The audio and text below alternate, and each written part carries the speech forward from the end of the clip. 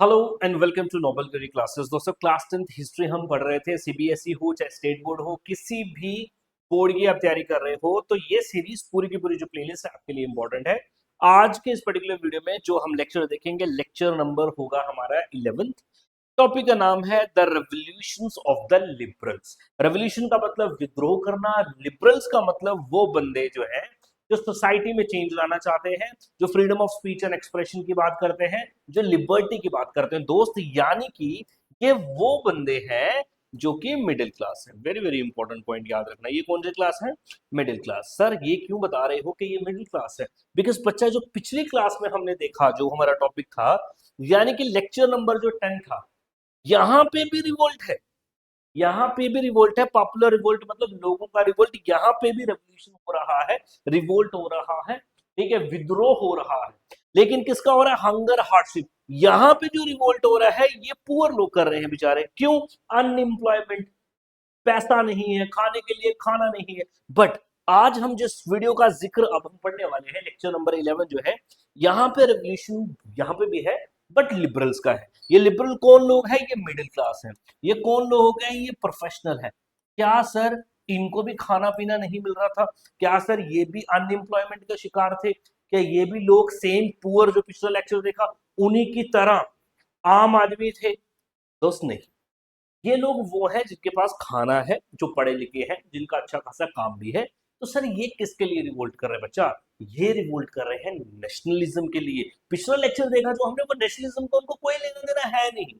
Nationalism उनको कोई लेना देना, उनको खाने से लेना देना है, उनको कपड़े से लेना देना है, उनको काम से लेना देना है। बट यहाँ पे इनको लेना देना है कि हमें freedom of speech and expression मिले, हमें हमारी जो गवर्नमेंट है वो डेमोक्रेटिक हो जाए, हमारा जो नेशन है वो यूनाइटेड हो जाए। बच्चा, जो गरीब बंदा उसको खाने की पड़ी होती है, और जो मिडिल क्लास बंदा है जिसका खाना पूरा है, जिसके पेट में खाना है, जिसके घर में ना पीपे में आटा है ना, वो ही अगली बात कर पाता है। तो दोस्त आज इस लेक्चर में आप देखेंगे 1848 में 1848 में किस तरीके से जो लिबरल लोग हैं, जो मिडिल क्लास लोग हैं, ये भी क्या करते हैं? रेवोल्यूशन करते हैं। समझ गए?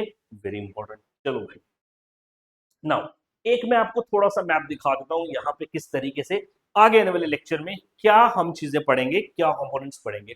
बोला जो 1848 का ईयर है दोस्तों, अगर तुम पिछला लेक्चर देखो, पिछला लेक्चर अगर आपने देखा होगा तो आपको पता लगा होगा कि 1848 में जो फ्रांस है रिपब्लिक बन जाता है। रिपब्लिक बन जाता है। रिपब्लिक का मतलब अब यहाँ पे राजा जो है वो होगा ही नहीं। पहले भी यहाँ पे होता था, लेकिन पहले थी कॉन्स्टिट्यूशनल मोनार्की। कॉन्स्टिट्यूशन भी होता था, देश कॉन्स्टिट्यूशन के हिसाब से चलेगा, लेकिन राजा भी होता था। लुइस फिलिप बोलते हैं दोस्तों, इसको हटा दिया, रिपब्लिक बना दिया था। क्यों? फेब्रवरी में रेवोल्यूशन हुआ था, मैंने पिछले वीडियो में बताया। अगर आपने वो पिछले 10 लेक्चर 11 लेक्चर नहीं देखे, प्लेलिस्ट पे जाके देखो, वेरी इंपॉर्टेंट। रिपब्लिक बन गया। इन्होंने सारे ही अडल्ट 21 ईयर से जितने भी लोग ज्यादा हैं उनको वोटिंग राइट दिए थे। जितने भी लोग नहीं, मेल को, ठीक है। तो ये एक रेवोल्यूशन हुआ दोस्तों। मैंने आपको बताया जब एक रेवोल्यूशन होता है फ्रांस में तो उसका इंपैक्ट पूरे यूरोप में देखने को मिलता है। When France sneezes, rest of the Europe catches cold. Metternich, जब आप आगे पढ़ोगे इनके बारे में, ठीक है, मैटरनिक जो है, जो ऑस्ट्रिया का चांसलर था, ठीक है, एक लीडर था, वो रिमार्क देता है। तो फ्रांस में जब उथल पुथल होती है तो पूरे यूरोप में भी आपको देखने को मिलता है। नाउ इस लेक्चर में हम क्या पढ़ेंगे? हमने पिछले लेक्चर में देखा कि जो पुअर लोग हैं वो क्या कर रहे थे? रिवोल्ट कर रहे थे। वो अपने बेचारे खाने पीने के लिए रिवोल्ट कर रहे थे, अपनी इंप्लॉयमेंट के लिए रिवोल्ट कर रहे थे, ठीक है। इन्हीं से इंस्पायर होकर इन्होंने देखा कि देश में इस वक्त क्या है, माहौल तो बना ही है रिवोल्ट का। तो उन्होंने बोला कि हम भी अपनी डिमांड्स रखें। तो इन्होंने भी डिमांड रखना स्टार्ट करी, लेकिन इनकी डिमांड इनसे अलग है। ये क्या बात करते? Freedom of speech and expression, constitution बने, हमें राइट्स मिले। समझ रहे हो? चलो जी। तो middle class also try to revolt. इसके इसकी अपने आप कह सकते हैं मोटिव्स है रिवोल्ट करने के। देन आप देखेंगे जब ये सारी बातें पूरे के पूरे यूरोप में बात फैल रही थी तो कुछ कंट्रीज में ऐसे रिवोल्ट्स, ऐसे अपराइजिंग्स, ऐसे इवेंट्स आपको देखने को मिलेंगे, जैसे कि जर्मनी है, पोलैंड है, इटली है, ऑस्ट्रिया, हंगरी है। बिकॉज अभी तक ये नेशन स्टेट नहीं थे, एक यूनाइटेड नेशन नहीं था दोस्त। ये क्या थे? अभी तक भी मोनार्कीज के अंडर थे। यहाँ पे भी राजाओं की हुकूमत होती थी, डिफरेंट डायनेस्टीज रूल कर रही थी इनके ऊपर। तो इन सब चीजों ने इन लोगों को भी इंस्पायर किया। और आप देखेंगे जब यहाँ पे रिवोल्ट होता है तो आप देखेंगे कॉन्स्टिट्यूशन बनाए जाएंगे, freedom of speech and expression लोगों को दिए जाएंगे। ये पूरे लेक्चर का जिस्ट है आज के हमारे। Now one by one, line by line NCERT को डिकोड करते हैं, ये क्या बोलता है जल्दी से। मैंने आपको पूरा समझा दिया, वो सब बातें यहाँ पे लिखी। पहला बोलता है parallel to the revolts of the poor, और जो गरीब लोग रिवोल्ट कर रहे थे, खाने पीने के लिए रिवोल्ट कर रहे थे, उसी के साथ साथ में पैरेलल में देखेंगे unemployment and starving pigeons and workers in many European countries in the year 1848। जब ये सारे रिवोल्ट हो रहे थे, अनएम्प्लॉयड लोग कर रहे थे, वर्कर्स लोग कर रहे थे, पेजेंट्स लोग कर रहे थे ये revolt, a revolution led by educated middle class is very very important। और एजुकेटेड मिडिल क्लासेस जो है वाज अंडर वे, ये भी रेवोल्यूशन की ओर थे, ये भी रेवोल्यूशन चाह रहे थे, और ये भी अपने जो डिमांड्स थी वो फुलफिल करना चाहते थे। और इनकी डिमांड क्या थी? Freedom of speech and expression, equality, ठीक है, वोटिंग राइट्स, इनकी बात ये थी। चलो जी, इवेंट्स ऑफ फेब्रवरी 1848, जिसको हम क्या बोलते हैं? फेब्रवरी रेवोल्यूशन, फ्रांस में हुआ था, मैंने आपको बता दिया था। France had brought about A abdication of the monarchy. दोस्तों फ्रांस ने 1848 में क्या एकदम मोनार्की को खत्म कर दिया, ठीक है, and a republic based on universal male suffrage had been proclaimed. जो मैंने आपको भी पीछे बताया कि फ्रांस जो है मोनार्की खत्म करता है 1848 में, वो एक रिपब्लिक बनाता है। रिपब्लिक का मतलब वहां पे जो भी लीडर होगा वो सब चुन के आएंगे, वोटिंग के थ्रू आएंगे, head of the government voting के थ्रू आएगा। और इसी के साथ में मेल सफरेज दिया, यानी कि जितने भी लड़के 21 ईयर से ज्यादा थे इनको वोटिंग राइट मिले। अभी किसकी बात चल रही है? अभी फ्रांस की बात चल रही है। पिछली कड़ी यहाँ पे आपके साथ इसने जोड़ी है, ठीक है। आगे, ठीक है। In other parts of the Europe, मैंने बोला जी फ्रांस में अगर उथल पुथल हो रही है 1848 में, तो इसका इंपैक्ट बाकी यूरोप की कंट्रीज में भी आपको देखने को मिलता है। Where independent nation state did not yet exist, अभी वो इंडिपेंडेंट नेशन स्टेट नहीं थे, एक कॉमन नेशनलिज्म का फीलिंग जहां पे हो, एक ऐसा स्टेट अभी तक यहां पे नहीं थे।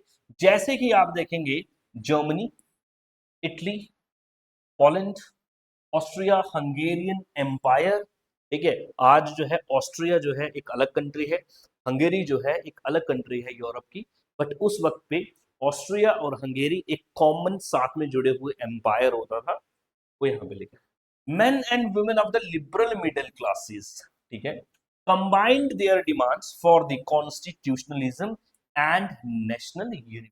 दोस्त बड़ी सिंपल सी बात है, ये लोग क्या कर रहे थे? ये लोग क्या कर रहे थे? आ बोरा यूरोप में भी उसके इम्पैक्ट्स देखने को मिले।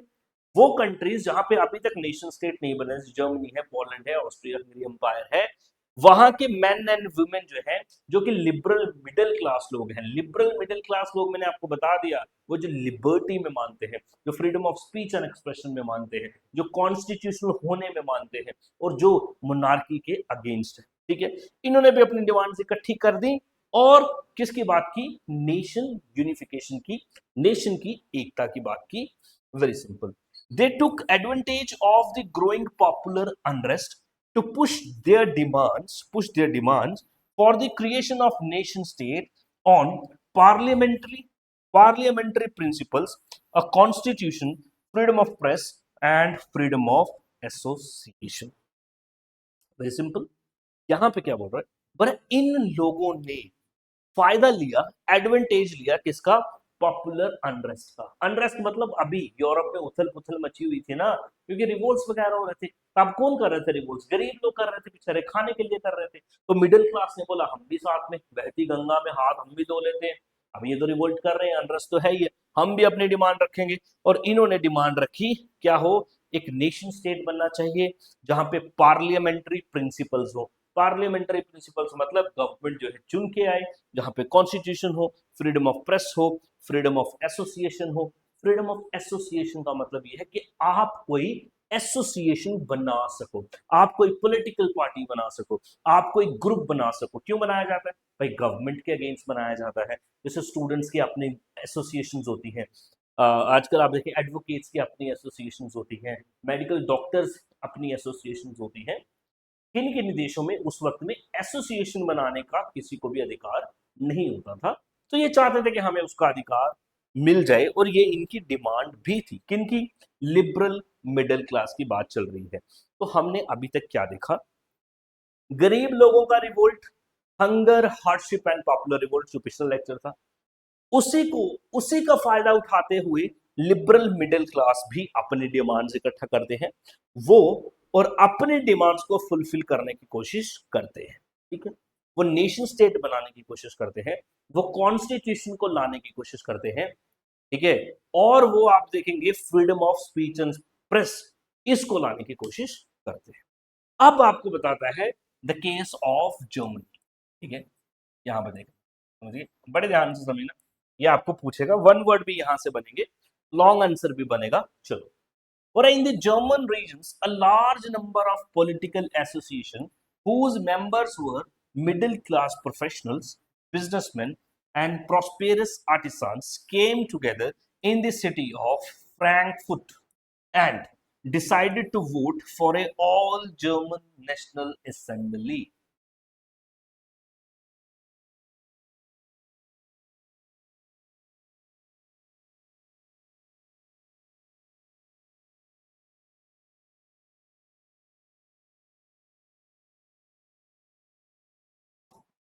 ऑल जर्मन नेशनलिस्ट, दोस्त समझो। पर जर्मन रीजन्स में जो पॉलिटिकल एसोसिएशंस थी, जो ग्रुप्स थे, जो पार्टीज थी, जिनके member middle class liberal professionals थे, डॉक्टर्स थे, इंजीनियर्स थे, टीचर्स थे, बिजनेसमैन थे, वो साथ में आए और वो सिटी ऑफ फ्रैंकफर्ट में इकट्ठा होते। फ्रैंकफर्ट क्या है? जर्मनी की एक जगह है दोस्त। जर्मनी में एक जगह है, एक प्लेस है जिसका नाम क्या है? फ्रैंकफर्ट। समझ गए? यहाँ पे इकट्ठे हो गए। ठीक, और इन्होंने वोट किया। इन्होंने बोला कि क्या होना चाहिए? एक असेंबली होनी चाहिए, असेंबली होनी चाहिए, जिसको बोला all German national assembly. Sir assembly क्या करेगी? असेंबली भाई कॉन्स्टिट्यूशन बनाएगी, असेंबली ये गवर्नमेंट का काम करेगी, राजा नहीं गवर्नमेंट बनेगा, यहाँ पे लोगों के चुने गए लोग गवर्नमेंट बनाएंगे। जैसे हमारा पार्लियामेंट है, ठीक है, पार्लियामेंट से पहले जब हमारा कॉन्स्टिट्यूशन बनाया जा रहा था इंडिया का, तो वो बना था कॉन्स्टिट्यूएंट असेंबली, हमारे भी यहाँ पे थी। तो वैसे ही बोला एक असेंबली हो जिसमें हमारे द्वारा चुने गए लोग हो, वो हमारे लिए कॉन्स्टिट्यूशन बनाए और देश उस कॉन्स्टिट्यूशन के हिसाब से चले। कहां पे इकट्ठे होते हैं? फ्रैंकफर्ट में इकट्ठे होते हैं और जर्मन नेशनल असेंबली की बात करते हैं। 18 मई 1848 को क्या होता है? देखो, 831 elected representatives march into a festive procession to take their places in the Frankfurt Parliament. Very, very important. Convened in the Church of Saint Paul. बच्चा 1848 का टाइम है, उथल पुथल पूरे के पूरे यूरोप में फैली हुई है। जर्मन के जो एरियाज है वहां की पॉलिटिकल पार्टीज भी इकट्ठी होती हैं और वो बोलती है जी एक नेशनल असेंबली होनी चाहिए, ऑल जर्मन नेशनल असेंबली होनी चाहिए। और ये ऑल जर्मन नेशनल असेंबली एक जगह पे जाके इकट्ठे होते हैं। फ्रैंकफर्ट जगह है, फ्रैंकफर्ट के अंदर एक चर्च है, फ्रैंकफर्ट के अंदर एक चर्च है, चर्च का नाम है चर्च ऑफ सेंट पॉल। क्या नाम है? चर्च का नाम है सेंट पॉल। और इस चर्च के जो लोग थे, इसमें जो जो लोग आए, उसको हमने बोला फ्रैंकफर्ट पार्लियामेंट। क्या बोला? Frankfurt parliament. ठीक है जी। इंडिया में जैसे दिल्ली में पार्लियामेंट बैठती है, समझ गए, वैसे ही यहाँ की इनकी जो पार्लियामेंट है, इन्होंने फ्रैंकफर्ट में बिठाई। कहां पे? इंडिया की पार्लियामेंट कहां पे बैठती है? संसद भवन में बैठती है, समझ गए। इन्होंने अपनी पार्लियामेंट कहां बनाई? एक चर्च में बिठाई, सेंट पॉल चर्च। सर आप बोलोगे सर चर्च में क्यों बिठाई? Because church is the place of gathering. India में अगर हमें इकट्ठा होना है, कोई भी आप देखेंगे मोहल्ले में कोई प्रोग्राम त्योहार होता है, सब लोग कहाँ इकट्ठे होते हैं? मंदिर में, क्योंकि मंदिर इज द कॉमन प्लेस जहां सब लोग आ सकते हैं। तो ये इन्होंने कौन सी जगह चूज की? Saint Paul church. एक नंबर में आपको पूछेगा कि Frankfurt parliament was convened in, Frankfurt parliament कहाँ पे बुलाई गई, कहाँ पे कंडक्ट इन्होंने किया था? सेंट पॉल चर्च में किया था, जो कि फ्रैंकफर्ट नामक जगह जर्मनी में पड़ता है दोस्त। ठीक है जी, चलो इतनी सी बात हमें समझ आ गई। अब इस ऑल जर्मन नेशनल असेंबली, जिसको फ्रैंकफर्ट पार्लियामेंट भी हम बोल रहे हैं, फ्रैंकफर्ट पार्लियामेंट भी बोल रहे हैं, इसने क्या किया? दे ड्राफ्टेड ए कॉन्स्टिट्यूशन। इन्होंने क्या बनाया? कॉन्स्टिट्यूशन बनाया। किसके लिए? For a German nation. Germany जो देश है उसके लिए एक क्या बना दिया गया? कॉन्स्टिट्यूशन बना दिया गया। To be headed by a monarch subject to a parliament. Very important. और उसका नाम क्या है? Frederick William.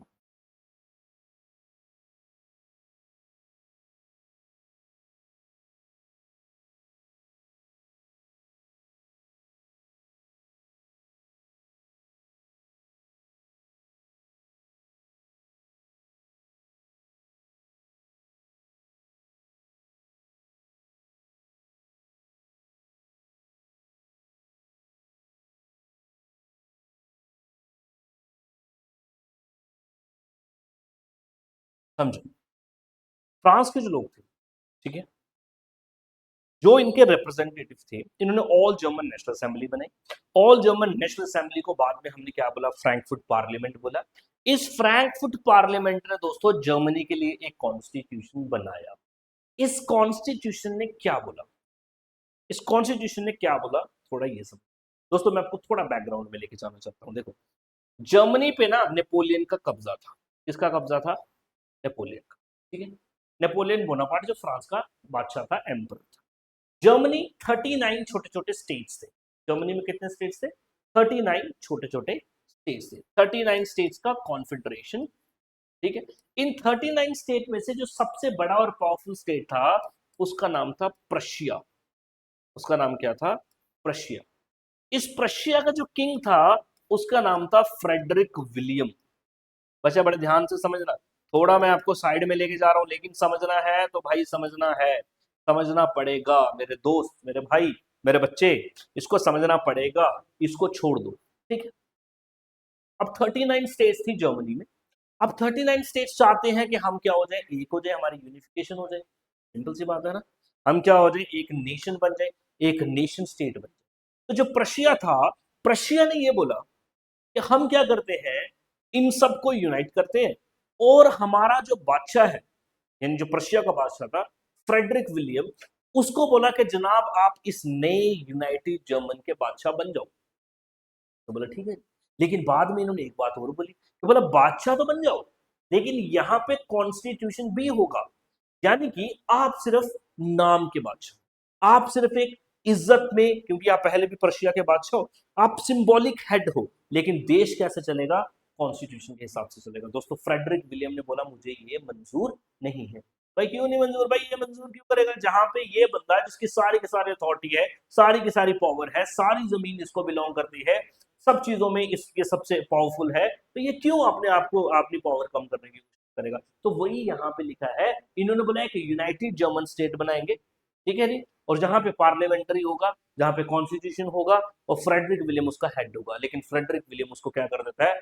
ठुकरा देता है, नकार देता है। समझो, बोला they drafted a constitution German nation to be headed by monarchy. ठीक है जी, जर्मन नेशन बनाएंगे, कॉन्स्टिट्यूशन बना, जर्मन नेशन बनेगा। इन नेशन में कौन है? ये 39 के 39 स्टेट्स हैं। ये 39 स्टेट्स है। चलो जी, पूरा हेडेड बाय मोनार्की। अब इसको हेड कौन करेगा? मोनार्की करेगी। मोनार्की मतलब इसका हेड होगा एक राजा। राजा कौन है? Frederick William. ठीक है, subject to a parliament. Subject to a parliament का मतलब यह है, इस राजा की अथॉरिटी अपनी मनमाने तरीके से काम नहीं कर सकता, इसको पार्लियामेंट के हिसाब से काम करना पड़ेगा। इन अदर वर्ड्स, कॉन्स्टिट्यूशन के हिसाब से काम करना पड़ेगा। किसको बोला? फ्रेडरिक विलियम को। वही लिखा है, व्हेन द डेपुटीज, यानी कि यहाँ के कुछ लोग, ठीक है, offered the crown on these terms, ये टर्म्स मैंने आपको बता दी, ठीक है, तो Frederick William the king of Prussia, जो जर्मन 39 स्टेट में से एक बड़ी स्टेट थी, प्रशिया के बादशाह को बोला जनाब आप ये बन जाओ। ठीक है, he rejected it and joined other monarchs to oppose the elected assembly.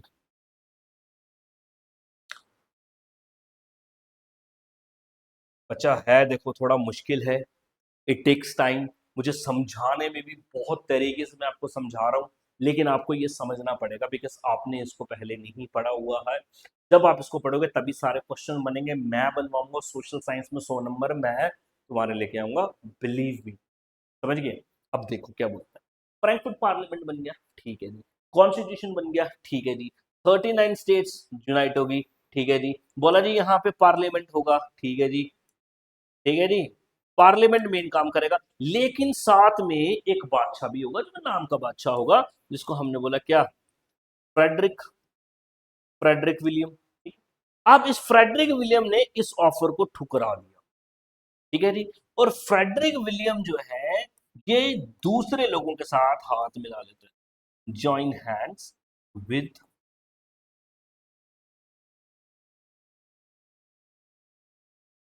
Other monarchs. समझिए सर, क्या मतलब समझ ही नहीं आया भाई। फ्रेडरिक विलियम देखो, ये नहीं है कि उसका मन कर रहा था, उसका दिल कर रहा था, ठीक है भाई तुम करो कॉन्स्टिट्यूशन बनाओ, तुम मोनार्की खत्म कर दो, नहीं भाई। अब लोग ही इतने ज्यादा भड़के हुए थे, इतना ज्यादा रिवोल्ट हो गया था, इतने सारे लोग जो है मोनार्की के अगेंस्ट चले गए थे कि ये चाह के भी कुछ नहीं कर सकता था। अगर ये कुछ करता तो मारा जाता, लोग मार देते, तो भाई मान गया पहले। जब बाद में बोला जी, बाद में मुकर गया ना भाई, मैं नहीं मानता, ठीक है। अब इस राजा की पावर छिन रही है ना, छिन रही है ना, कहां छिन रही है, जर्मनी में।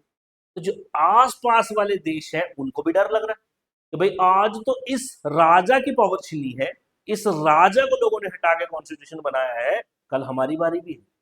वो भी बड़े टेंशन में थे, वो बड़े चिंतित थे। तो दोस्तों फ्रेडरिक विलियम और वो बाकी सारे राजा जो है आपस में मिल जाते हैं, और वो कोशिश करते हैं कि जो फ्रैंकफर्ट पार्लियामेंट है, ये जो कॉन्स्टिट्यूशन है, ये जो इलेक्टेड बॉडीज है, इनको क्या कर दिया जाए, खत्म कर दिया जाए। वही ये पॉइंट दोस्त यहाँ पे लिखा है, देखो, ठीक है जी। चलो जी, और ज्वाइंट अदर मोनार्क्स, दूसरे राजा को ज्वाइन कर लिया, टू अपोज, किसके खिलाफत के लिए, इलेक्टेड असेंबली के खिलाफ ये बंदा चला गया। While the opposition of the aristocracy and the military became strong, the social base of the parliament eroded. बोला जी राजा बाकी मोनार्किस के साथ मिल गया और मिलिट्री की सपोर्ट भी थी, तो ये जो पार्लियामेंट का सारा काम वाम चल रहा था ना, इसका जो बेस था ये इरोड हो गया, यानी कि पार्लियामेंट इस वक्त कुछ अच्छा काम कर नहीं पाया, ठीक है। यानी कि जर्मनी में पार्लियामेंट बना और पार्लियामेंट बिगड़ गया। सिंपल, जर्मनी में कॉन्स्टिट्यूशन लाने की कोशिश करी, लेकिन कॉन्स्टिट्यूशन की इंप्लीमेंटेशन नहीं। मेरे पास समझ रहे हैं? जर्मनी के 13 स्टेट जुड़ने की कोशिश कर रही थी, लेकिन फ्रेडरिक विलियम की वजह से यहाँ पे ये सारे काम नहीं हुए। 1848 की बात चल रही है दोस्तों, ठीक है। चल लेते हैं आगे, ठीक। The parliament was dominated by the middle classes who resisted the demand of the workers and artisans and consequently lost their support. In the end, troops were called in troops were called in and assembly was forced to disband. Very very important point। अभी बच्चा हमने ये देखा कि Frederick William दूसरों के साथ मिल जाता है और वो असेंबली के खिलाफ है, वो नहीं चाहता असेंबली यहाँ पे बने। वही यहाँ पे लिखा है, बोला पार्लियामेंट में ना ज्यादातर मिडिल क्लास लोग थे। मिडिल क्लास जो नहीं, डॉक्टर्स हैं, प्रोफेशनल्स हैं, ये हैं, अब इनके पास पैसा वैसा खूब है, टैक्स वैक्स पे करते हैं, ये चाहते freedom of speech, freedom of expression, और हमें वोटिंग राइट्स चाहिए, ये राइट चाहिए। और दूसरी ओर है बच्चा ये वर्कर्स, वर्कर्स पुअर लोग, गरीब लोग, ये क्या डिमांड करते हैं भाई, ये खाने की डिमांड कर रहे हैं, एम्प्लॉयमेंट की डिमांड कर रहे हैं, ठीक है। ये बोल रहे हैं हम भी थोड़ी सी चीज सामने आए, इक्वालिटी हमें भी मिले। इनकी डिमांड्स ये नहीं मानना चाह रहे थे, तो आपस में भी एक तो इनका तालमेल कोई बैठ नहीं रहा था, ठीक है जी। जिस वजह से आप देखेंगे असेंबली जो है अपनी सपोर्ट जो है वो खो देती है, यानी कि जो मेजोरिटी ऑफ द जो लोग हैं वो बोलते ना भाई हम नहीं इस असेंबली को मानते, और उन्होंने अपनी सपोर्ट जो है वापस खींच ली। इस वजह से आप देखेंगे बाद में इस असेंबली को बैन कर दिया गया। असेंबली को क्या कर दिया गया, बैन, यानी कि असेंबली बनी, असेंबली ने कॉन्स्टिट्यूशन बनाया, अब वो असेंबली बैन भी हो गई, खत्म भी होगी, आपस में पंगे इनके चल रहे थे, ठीक है जी। यहां तक आपको बात पता चल गई, समझ गए ना। अगला जो वाक्य शुरू हो रहा है बच्चा, अगला वाक्य शुरू हो रहा है विमेन के ऊपर। अगला वाक्य शुरू क्या हो रहा है, विमेन के ऊपर।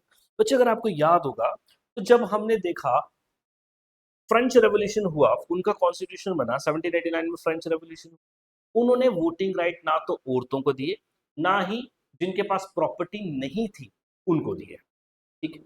देन उसके बाद 1848 में लास्ट में जब फ्रांस एक रिपब्लिक बन जाता है, अभी हमने पीछे देखा, तब उन्होंने सब मेल्स को वोटिंग राइट दिए, लेकिन विमेन को वोटिंग राइट तब भी नहीं दिए, समझ गए। तो विमेन भी बेचारी यहाँ पे थी, तो विमेन भी इसके चलते आप देखेंगे बहुत ज्यादा रिवोल्ट्स करती है, विमेन भी अपनी ऑर्गेनाइजेशंस बनाती है।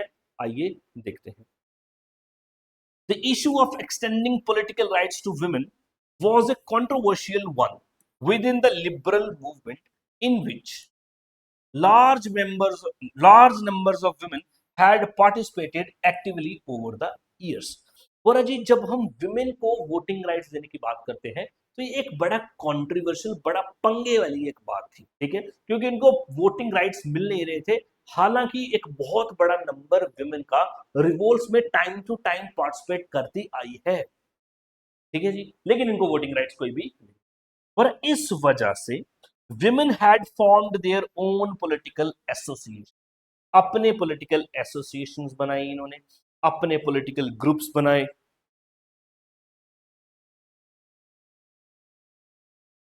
ठीक है जी। तो अपनी associations बनाए, अपने groups बनाए, and women founded newspapers and take part in political meetings and demonstrations। Despite this, they were denied suffrage rights during the election of the assembly। दोस्तों ये भी यहाँ पे जर्मनी की आपको बात बता, ठीक है। और टाइम टू टाइम यूरोप में भी, जर्मनी में भी विमेन जो है टाइम टू टाइम पार्टिसिपेट कर दी आई है, लेकिन इनको वोटिंग राइट नहीं मिली।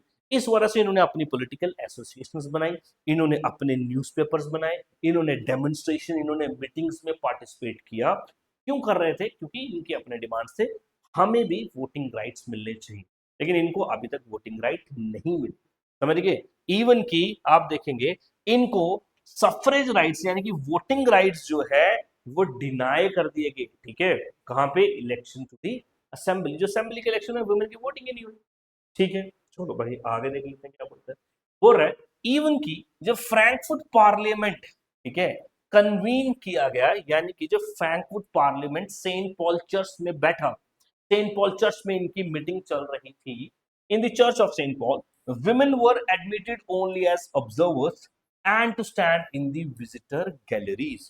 बोल रहा है जब यहाँ पे सेंट पॉल चर्च में फ्रैंकफर्ट पार्लियामेंट को इन्होंने बिठाया, वो जो इलेक्टेड बंदे थे उनको बिठाया, तो जो औरतें थी ना वो भी यहाँ पे आई, लेकिन सिर्फ औरतें वहां पे ऑब्जर्वर्स की तरह खड़ी थी। ऑब्जर्वर्स की तरह खड़ा होने का मतलब कि वो बस देख सकती हैं वहां पे क्या हो रहा है, सुन सकती हैं वहां पे क्या हो रहा है, ना तो बीच में कुछ बोल सकती हैं, ना उनके पास कोई वोटिंग राइट्स है। और वो विजिटर्स गैलरी में बैठी है या खड़ी है। विजिटर गैलरी का मतलब ये हो गया कि मेन आपका साइड में चैम्बर जहां पे ये बैठे हैं, विजिटर गैलरी मतलब साइड में इस तरीके से चैम्बर बने होते हैं जहां पे लोग आके बैठते हैं और वो सुन सकते हैं कि क्या बात चल रही है, बट बोल नहीं सकते, वोटिंग राइट्स इनके पास नहीं है। ये हमने विमेन की बात कर ली बच्चों, ठीक है जी। नेक्स्ट हमने देखा कि जो कंजर्वेटिव फोर्सेस है इनके बारे में कुछ हम देख लेते हैं। दोस्त कंजर्वेटिव फोर्सेस कौन सी है? कंजर्वेटिव फोर्सेस बच्चा वो है जो अभी भी चाहती हैं कि पुराना जो सिस्टम है वही ठीक है। कंजर्वेटिव का मतलब होता है जो पुराने ओल्ड सोशल ऑर्डर में ही मानता है, पुराना सोशल स्ट्रक्चर को ही मानता है। फॉर एग्जाम्पल के लिए जैसे हमारे माँ बाप दादा दादी होते हैं ना, वो बोलते हैं ये कैसे कपड़े पहने हैं आपने, फुल कपड़े पहनने चाहिए, बाल ऐसे रहने, क्योंकि ये पुराने ख्यालात के बंदे, इनके जमाने में ऐसा होता था, दे डोंट वांट चेंज। तो कंजर्वेटिव्स का भी यही मतलब है, कंजर्वेटिव सोसाइटी में चेंज नहीं चाहते, जैसा चल रहा है चलता आया है वैसा ही चले, यानी कि पुरानी सोच के, पुराने ख्यालात के बंदे हम कंजर्वेटिव्स बोलते हैं, ठीक है जी। चलो जी। दो conservatives were able to suppress liberal movements in 1848, they could not restore the old order. बच्चा यहाँ पे कंजर्वेटिव किसको बोला गया है? इन मोनार्किस को। और मोनार्किस को सपोर्ट करने वाले लोग, दोस्त ये जो मोनार्कीज हैं बोलता है, ये जो कंजर्वेटिव ऑर्डर के जो लोग हैं, ये जो रिवोल्ट्स हो रहे थे इनको सप्रेस कर देते हैं। किया ना पीछे 1848 में फ्रेडरिक विलियम को जब बोला जी आप बादशाह बन जाओ जर्मनी के, लेकिन कॉन्स्टिट्यूशन के हिसाब से देश चलेगा, तो उसने अपनी मिलिट्री पावर यूज करके सप्रेस कर दिया ना, उसको डिसबैन भी कर दिया। वही यहां पे लिखा है conservatives able to suppress liberal movements, उसने सप्रेस कर दिया, but they could not restore the old order. पुराना जो सिस्टम था, पुराना जिस तरीके से मोनार्की चलती थी, जो राजा की पावर थी, अब वो वापस रिस्टोर बट हो नहीं पाई, सप्रेस कर दिया revolt, no doubt. Monarchs were beginning to realize that the cycle of repression could not be ended by granting concessions to the liberal nationalist revolution। ठीक है जी, हाँ, could only be। और अब ये जो राजा लोग हैं, ये जो कंजर्वेटिव्स हैं, इनको भी एक ख्याल आया, इन्होंने ये सोचा कि भाई ये जो रेवोल्यूशन हो रहे हैं, ठीक है, ये जो साइकिल है रेवोल्यूशन का, इनको अगर रिप्रेस करना है ना, तो हमें कोई ना कोई इनको कंसेशंस देनी पड़ेंगी, और तभी ये लोग मानेंगे। कंसेशंस किसमें? यानी कि अगर ये बंदे वोटिंग राइट्स मांगते हैं तो हमें वोटिंग राइट्स देने पड़ेंगे। अगर ये बोलते हैं कि कॉन्स्टिट्यूशन के हिसाब से चले तो हमें कॉन्स्टिट्यूशन बनाना पड़ेगा। ठीक है, यानी कि अगर फुल कॉन्स्टिट्यूशन की पावर ना, लेकिन फिर भी किन्हीं किन्हीं चीजों में कॉन्स्टिट्यूशन को हमें पावर देनी पड़ेगी, लोगों को कुछ राइट्स देने पड़ेंगे, उसी को बोला कंसेशंस देनी पड़ेगी, नहीं तो लोग नहीं मानेंगे, विद्रोह करेंगे ही करेंगे। तो ये बोला, ठीक है जी। और हेंस इसलिए इन द इयर्स आफ्टर 1848 के बाद द ऑटोक्रेटिक मोनार्कीज, यानी कि ऑटोक्रेटिक मोनार्की का मतलब क्या? ठीक है, ऑटोक्रेटिक का मतलब ये है कि जिसकी पावर बहुत ज्यादा पावरफुल है, जो किसी को नहीं मानता, जिसकी अथॉरिटी को कोई चैलेंज नहीं कर सकता, जो कभी क्रिटिसिज्म नहीं सहता अपने बारे में, कोई मेरे बारे में बोलेगा तो उड़ा दूंगा तोप से, वो होते ऑटोक्रेटिक मोनार्कीज। ठीक है जी। Of central and eastern Europe began to introduce the changes that had already taken place in western Europe before 1850। और फिर ये ईस्टर्न और सेंट्रल यूरोप में कुछ चेंजेस लाने की कोशिश करते हैं, जो कि ऑलरेडी वेस्टर्न यूरोप में हो चुकी थी। वेस्टर्न यूरोप में होने का मतलब ये है, जैसे कि आपका फ्रांस है, वो आपका वेस्टर्न यूरोप में पड़ता है। ठीक है, तो फ्रांस में ये सारी चीजें हो चुकी थी, आपको पता है, कॉन्स्टिट्यूशन बन चुका था, रिपब्लिक बन चुका था 1848 में। अब ये जो है ईस्ट यूरोप वाले जो लोग हैं, ठीक है, लाइक आपका जर्मनी है, पोलैंड है, हंगरी है, इन्होंने बोला भाई कंसेशंस देनी पड़ेगी, नहीं तो ये नहीं मानेंगे। समझिए, लास्ट बोलता है इसलिए द सर्वडम, सर्वडम का मतलब होता है वो जो स्लेव होते हैं, ठीक है, गुलाम जो लोग होते हैं, जिनको खेत में काम कराया जाता है गुलामों को, एंड बॉन्डेड लेबर जो बंधुआ मजदूर होते हैं। बॉन्डेड लेबर का मतलब ये है कि अगर कोई बंदा किसी का गुलाम बन गया, लेबर बन गया, वो पूरी जिंदगी ताउम्र उस बंदे के लिए काम करेगा, वो बंधुआ मजदूर है, वो कभी भी आजाद नहीं हो सकता। ठीक है, इसको एबॉलिश कर दिया गया। ठीक है, तो सर्फडम को एबॉलिश कर दिया गया, स्लेवरी को एबॉलिश कर दिया, बॉन्डेड लेबर को एबॉलिश कर दिया, जो कि पहले सिस्टम ऐसा चलता था, both in Habsburg dominions and in Russia. Very very important term, Habsburg. बच्चा, ये हैब्सबर्ग क्या है? देखो,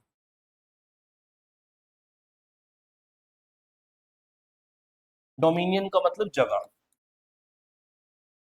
देश लगा लो। ठीक है, हैब्सबर्ग वो डायनेस्टी है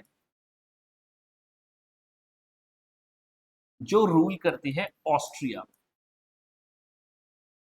ठीक है, जैसे इंडिया में मुगल डायनेस्टी बोलते हैं, ठीक है जी, मुगल बोलते हैं, मराठास बोलते हैं, डोगरास बोलते हैं।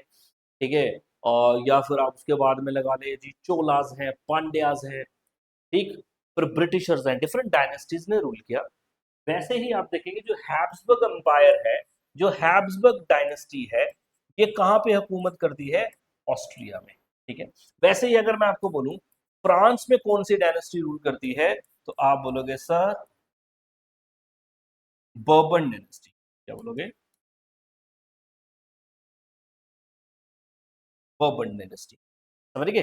तो फ्रांस में बर्बन डायनेस्टी, ऑस्ट्रिया में हैब्सबर्ग डायनेस्टी जो है वो रूल कर रही होती है। वही बोलता है ये लोग वहां पे अपने अपने इलाकों में जो सर्वडम है, जो बॉन्डेड लेबर है, उसको क्या कर देते हैं? एबॉलिश कर देते हैं, उसको खत्म कर देते हैं। ठीक है, रशिया में भी ये सब चीजें की जाती है, ये भी खत्म, क्योंकि रशिया भी जो है आपका ईस्ट यूरोप में पड़ता है। The Habsburg rulers granted more autonomy to the Hungarians in 1867। देखो दोस्त, हैब्सबर्ग जो है, ठीक है, ऑस्ट्रिया जो है इसने एक और देश जो है उसके ऊपर भी इसकी हुकूमत थी, उसका नाम है हंगेरी, ठीक है जी। इसके ऊपर ये राज करता है, पर इनको भी कुछ ऑटोनॉमी थी। ऑटोनॉमी का मतलब है कुछ सम काइंड ऑफ इंडिपेंडेंस, यानी कि किन्हीं किन्हीं मैटर्स में ये अपने तरीके से रूल कर सकते थे, अपने तरीके से इस एरियाज को रन करते थे, ठीक है। तो एक्चुअल में ये हंगरी जो है किसके कंट्रोल में था? ऑस्ट्रिया के कंट्रोल में था। देन ऑस्ट्रिया जब रिफॉर्म्स करता है, सर्वडम, देन उसके बाद बॉन्डेड लेबर खत्म करता है, साथ में ही ऑटोनॉमी देता है हंगेरियंस को, ठीक है। चलो ठीक, तो ये पूरा का पूरा था हमारा 1848 का 1848 का रेवोल्यूशन ऑफ द लिबरल्स। यहां पे हमने लिबरल्स के रेवोल्यूशन देखे हैं, मिडिल क्लास का रेवोल्यूशन देखा है, एंड मेनली हमने किसकी बात की? जर्मनी की बात की। पहले फ्रांस की एग्जांपल देखी और फिर उसके बाद में जर्मनी की एग्जांपल देखी। जर्मनी में हमने फ्रैंकफर्ट पार्लियामेंट देखा जो सेंट पॉल चर्च में लगा, ठीक है जी। इस फ्रैंकफर्ट पार्लियामेंट में ऑल जर्मन नेशनल असेंबली बनाई, वो बाद में उन्होंने क्या किया? कॉन्स्टिट्यूशन भी बनाया। कॉन्स्टिट्यूशन ने हमने देखा कि बोला जी आप फ्रेडरिक विलियम को आप यूनाइटेड जर्मनी के बादशाह बन जाओ, वो उसको नकार देता है, वो उसको रिजेक्ट कर देता है और सप्रेस भी कर देता है। देन इन मोनार्कीज को ये बात समझ आई कि अगर हम इन लोगों को कुछ कंसेशंस नहीं देंगे, अगर हम इन लोगों को कुछ राइट्स नहीं देंगे, तो हमारा रूल खत्म होगा ही होगा, क्योंकि लोग बहुत गुस्से में हैं, लोग बहुत ज्यादा रिवोल्ट कर रहे हैं, लोग बहुत ज्यादा रेवोल्यूशनरी हो रहे हैं। देन कुछ रिफॉर्म्स ये इंट्रोड्यूस करते हैं मेनली। देन हम देखते हैं ऑस्ट्रेलियन एम्पायर के बारे में हमारा जिक्र आ जाता है, जहाँ पे हैब्सबर्ग एम्पायर रूल करता है। तो सर्फडम और इसी के साथ में आपका जो बॉन्डेड लेबर है उसको खत्म कर दिया जाता है, और हंगेरियंस को कुछ ऑटोनॉमी भी दे दी जाती है। बट हमने देखा इस पूरे प्रोसेस में विमेन जो है उसको वोटिंग राइट्स अभी भी नहीं मिलते हैं। 1848 में जर्मनी में जब फ्रैंकफर्ट पार्लियामेंट भी बिठाया जाता है, तभी विमेन के पास वोटिंग राइट नहीं थे, वो सिर्फ विजिटर गैलरीज में बैठी थी, वो सिर्फ एज ऑब्जर्वर्स अलाउड थी, उनको बोलने का कोई भी अधिकार नहीं था। इसलिए उन्होंने अपनी पॉलिटिकल पार्टीज एसोसिएशंस भी बनाई थी। मेरे को पता है आपको ये लेक्चर बहुत अच्छा लगा और समझ आया है, कमेंट करके जरूर बताना कैसा लगा। आपके कमेंट्स में जरूर देखता हूँ और रिप्लाई भी करता हूँ। और अगर आप ऑफलाइन हमसे पढ़ना चाहते हैं तो कच्ची छावनी जम्मू में आप हमारे साथ पढ़ सकते हैं। डिस्क्रिप्शन में मैं सारे नंबर सारे डिटेल्स आपको दे दूंगा। कुछ पूछना है बताना है तो कमेंट में आप लिख के हमसे पूछ सकते हैं या बता सकते हैं। Thank you very much, have a nice day.